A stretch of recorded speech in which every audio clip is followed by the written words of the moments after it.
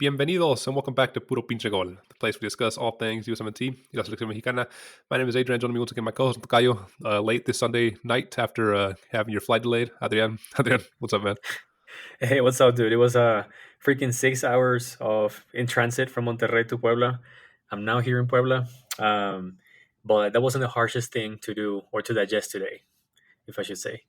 Yeah, that's probably was like a breeze compared to what we witnessed. But that's what we're here to talk about, man. Our reactions to Mexico 0, Ecuador 0, final game of the Jornada 3 there in Copa America, the final group game for Mexico.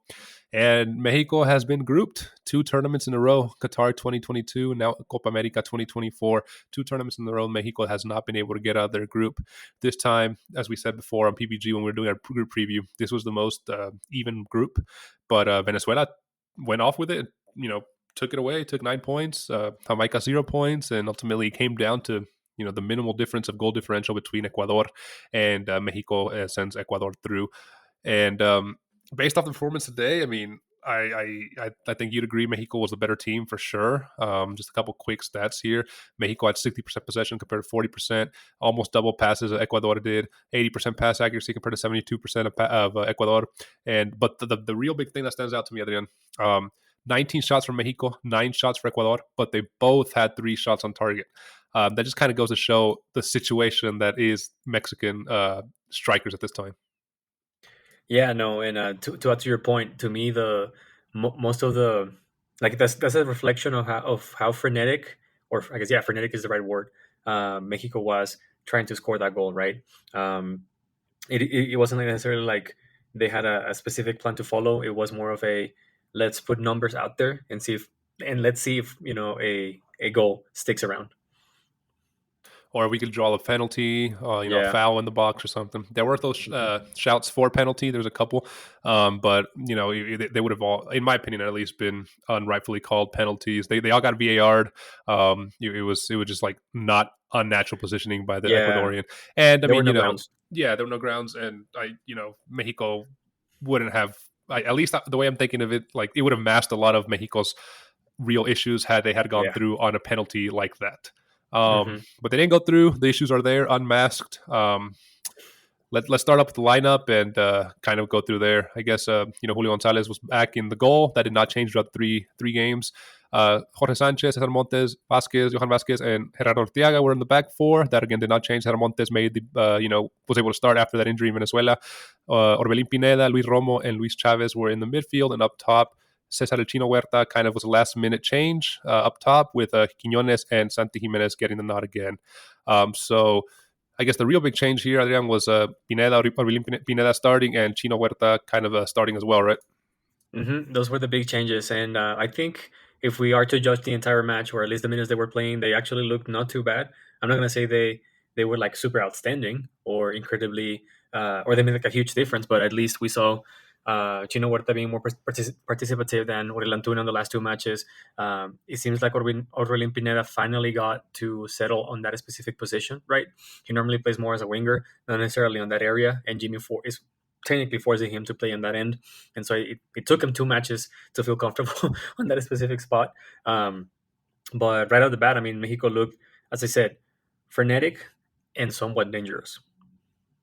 Somewhat dangerous, but never really, were able to pull off a real dangerous attack. We saw them Yeah.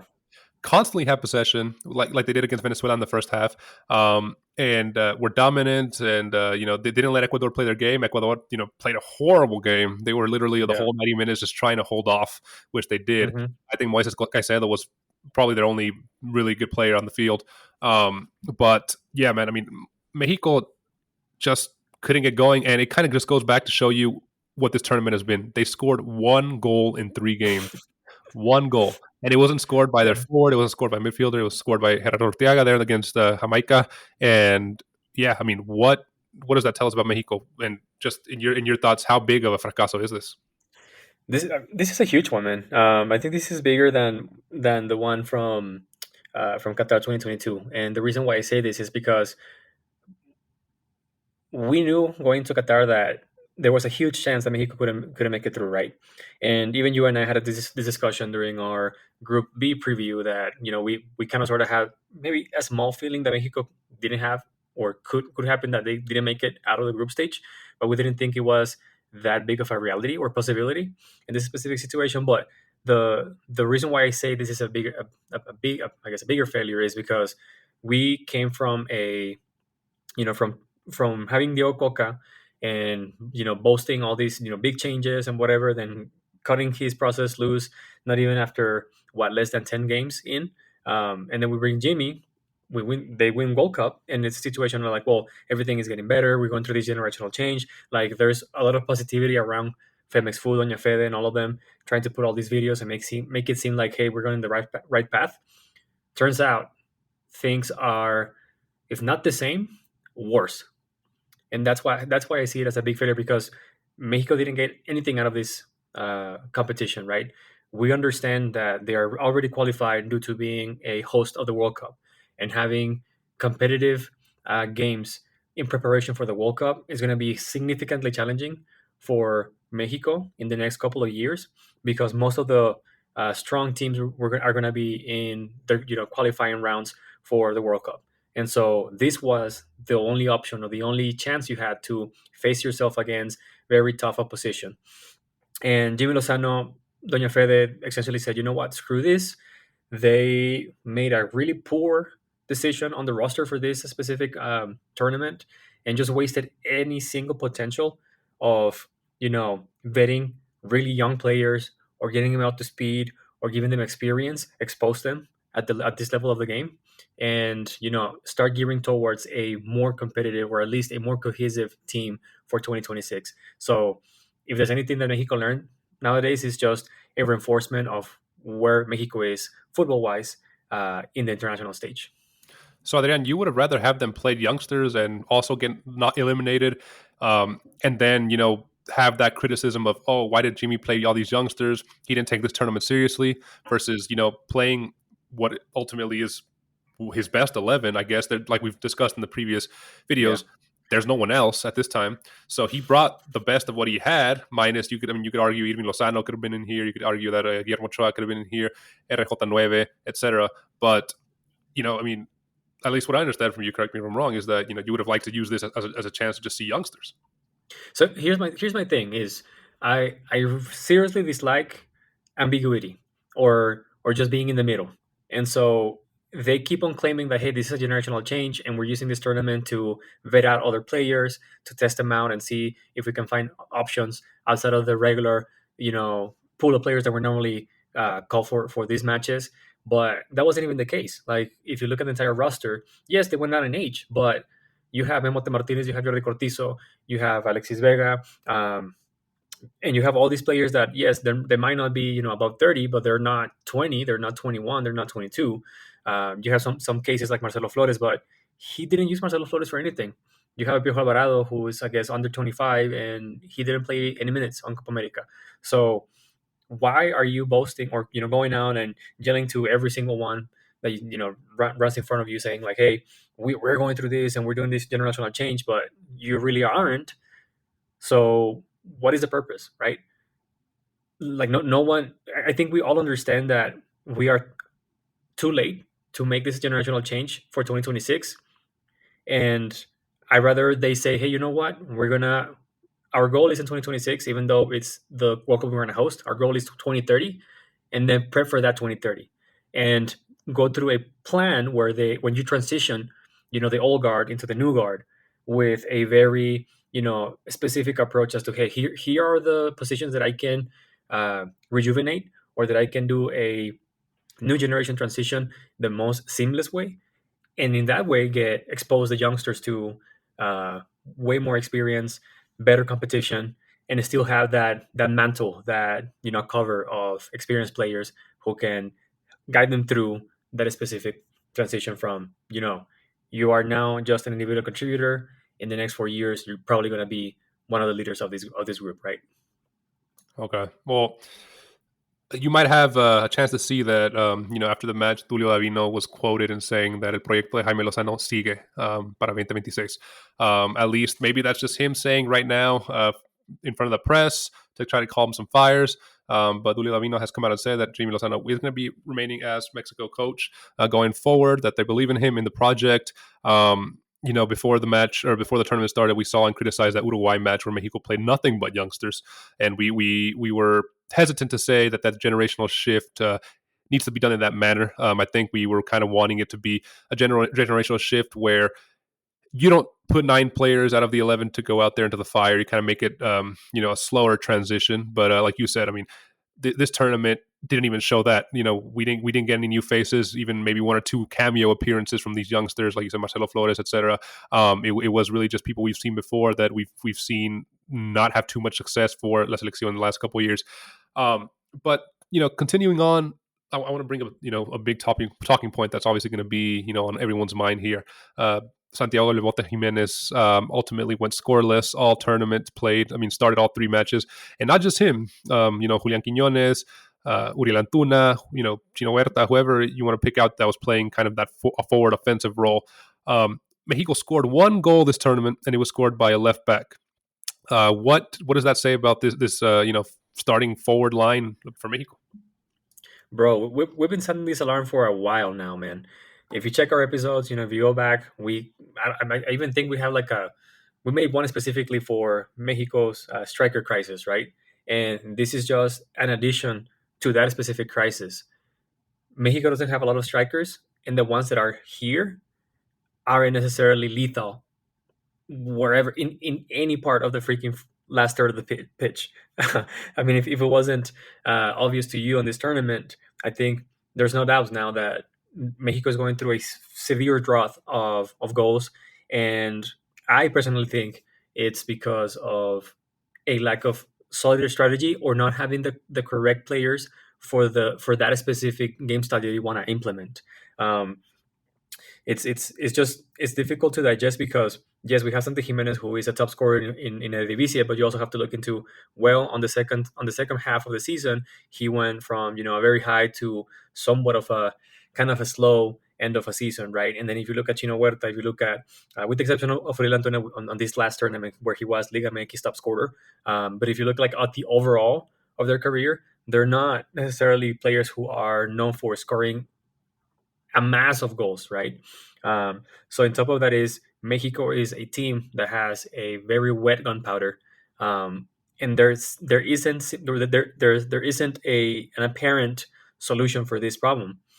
I would love to say that, hey, I have a proposal or that I have an idea as to how to make this better, but as of today, the only thing that I can think of is Jimmylozano cannot refrain from calling players like Henry Martin to this roster, because even though Henry Martin is up, above the 30 years gap, or 30 each age or whatever, he's 31 years old or whatever you want to call it.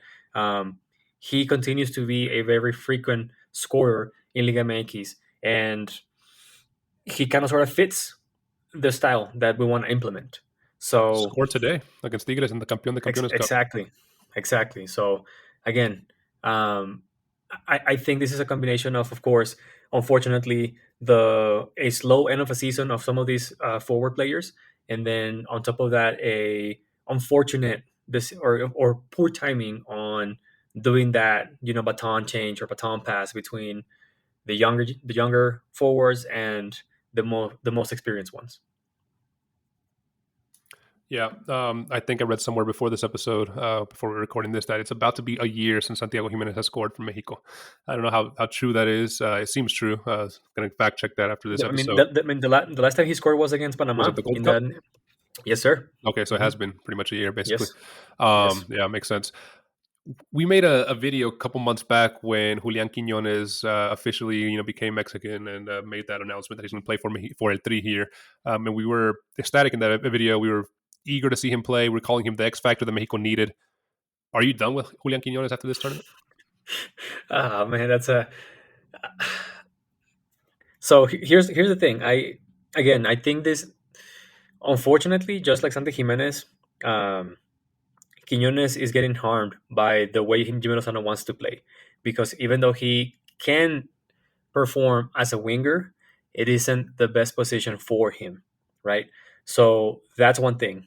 Nonetheless, if we look at all 3 matches, right, and we only focus on him, I mean, he was. You tell me, man. I think he was pretty much MIA the entire tournament, all three matches. Terrible passes, terrible crosses, minimal relevancy on any offensive participation that he had, and on top of that, he was the culprit of that penalty against Venezuela. I mean, I would love to say less about Julian Quiñones and just say that hey, he was a top scorer for Mexico on the group stage, but he wasn't. He wasn't, and he didn't look comfortable with the team. He didn't look like if he was uh, having good communication with his teammates. He looked very, very, very rough, very rigid, significantly uncomfortable.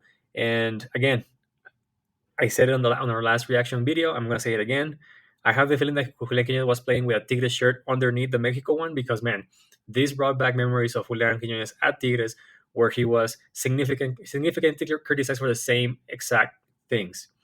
Being too rigid, being in a position that does not benefit his skills. And then lastly, people wanted more from him, but not being able to provide that due to the circumstances. So it's kind of a. I'm not gonna say that it's his 100% his own fault, but I think in this situation I'm gonna say it's like a 60-40, 60% him just not being on his best performance or his best fit level for Mexico, and then 40% of Jimmylozano just not really understanding how to use it. And it just tell me what you think, but I just feel that just like with Santigimenez, where it feels that he's forced to play Santigimenez, I also have the feeling after these three matches that he's forced to use Julian Quiñones. Well, if he's forced to or not, I mean, we see Jimmy Lozano constantly use players out of position, players that maybe for their club play that role one or two, three times, but not obviously that's not their primary role. And Jimmy goes on and plays them in that role constantly. Julian Quiñones, you mentioned he was a culprit for the goal. I want to kind of shift real quick to I think one of the few positives I noticed from Mexico this Copa America. Their back line looks solid. I think they have a nucleus there that Jimmy or whoever's the head coach going forward can build off of and grow off of. Only received one goal all tournament, well, the three matches, and it was not even from open play. It was a penalty. Johan Vasquez, Cesar Montes, I think, are the duo to move forward with. They played a very good tournament. Cesar Montes, bar that injury he had against Venezuela, was very solid. Johan Vasquez was probably, at least in my opinion, Mexico's best player of the tournament. Arteaga scored that golazo, and he had a solid tournament as well. So I think the defense was well positioned. They were solid, and Mexico did not get knocked out because of the defense. It was definitely the lack of Yeah, offensive firepower there. yeah. Even Jorge Sanchez, man, who we often criticize, he looked very solid for a player who, and to quote him, was only running around a pitch for the last 3 months at Porto. So yeah, I 100% agree with you. I think as Mexico moved on to between every single match, the defense looked more synchronized, more solid. And if there's anything that we can make out of this tournament is that we get this reinforcement that back line of four meshes really well. For sure. Adrian, so I think it ultimately, I know we have here on our show notes that the game against Jamaica came back to haunt Mexico. That was the Yeah, one where Mexico was supposed to go we off, said it. score 2, 3, 4 goals, and make that goal differential matter. Ultimately, they only lost 1-0 penalty to El Rey Solomon Rondon against Venezuela, and today, I mean, they were the better side, undoubtedly, but just could not find the back of the net. So that goal or Yeah, that game against Jamaica came back and haunted them, and ultimately that leads us, Adrian, to where we are, man. I mean, it's late Sunday, early Monday night here. You seem a lot calmer against this here after this match than you were against Venezuela. Has it just settled into you now that this Mexico team does not aspire for anything? I think after the match against Venezuela, I just moved on, man. That's pretty much it. I mean, yes, it settled to me. It dawned upon me that you know what, this is Mexico's reality. This is what it is. That's it. Like you and I knew this already. We chose to believe otherwise. But this is it. This is it. It's a mediocre team that rarely competes or almost never competes in the international level. Uh, it's barely remaining relevant in CONCACAF, and the biggest achievements are moving on group stages, which they failed to do on the last two big tournaments they've been part of. So there's nothing else to brag about it. And now you're stuck with a coach who, listen, we were in Lamborghini since day one, but it's very apparent, at least for myself, I can only speak for myself, but it's very apparent for myself that he's clueless. In every single match that he is the coach for Mexico, he looks clueless, he looks lost, he looks out of his depth. And he is unable to find quality in these players. It's always very, very like scramble like. It's very, as I said, frenetic. It's very, I guess, unconstructed. Like it's Very just not. amateurish. Yeah, exactly. And I don't know, man. I mean, I felt I was very excited because he seemed to be like one of these coaches with, this like a new coming of age coach with different practices and a different methodology. But I don't know. It just feels like he has very poor opposition research. He's unable to adapt whenever the opposition changes their style or their strategy. And this tournament specifically, he was he made terrible choices for his roster, just completely terrible choices out of his roster, and he didn't even use all of his players. It was just rotating the same ones that he's been using, minus the ones that he didn't call out because of the generational change. I don't know, man. I'm calm because I think I'm just gonna let it go. It is what it is. We'll be here doing a preview for the next match that Mexico plays, and yeah, I it is what it is, dude. Someone else who's clueless and who does not know what they're doing as well is somebody we'll be watching tomorrow. Triple G, Greg Berhalter leading the U.S. 17 against Uruguay. We'll see if they can at least do one for CONCACAF and somehow pull off a miracle and beat Loco Bielsa's team. Loco Bielsa has been suspended from that match for having his team come You out late. you know what pisses me off even more, dude, is that freaking Clyde Larin is gonna come out again and say that freaking Canada is the top dog in CONCACAF, and that pisses me so much, so much. I mean, hey, they had a harder group than the U.S. 17, and look where the U.S. 17 are right now, needing a win against Uruguay. But yeah, we'll be here tomorrow giving our reactions for that one as well. U.S. 17 take on Uruguay Monday, I guess July 1st. Wow, we're already in July. Man, as we wrap up Mhm. this episode, where can listeners find us? They can always find us on YouTube. Don't forget to subscribe, hit the like button, and turn on the notifications. You can find us on Apple Podcasts, Spotify, or wherever you get your podcast on. Last but not least, you can also find us on Instagram and TikTok. We post memes, latest news, and some clips of our episodes. Yeah, so you want to go kind of wallow in self-pity there on our Instagram. Check us out. We posted a lot of Mexico memes here. We'll be sure to Yeah. post some U.S. 17 memes after tomorrow's game, if they win or lose. But yeah, check us out and let us know in the comments below. What were your thoughts on Mexico's performance here in the Copa America? What were your thoughts against this performance against Ecuador? Were you in favor of Mexico having do you think Mexico should have advanced, after that Ecuador match? Or, are you kind of okay with this performance ultimately that Mexico, it's just not up to par how we wish they were? Let us know in the comments below. Definitely like interacting with you guys. Man, it's late. I'll let you get to it, man. See you in the next one. Take it easy, my friend. See ya.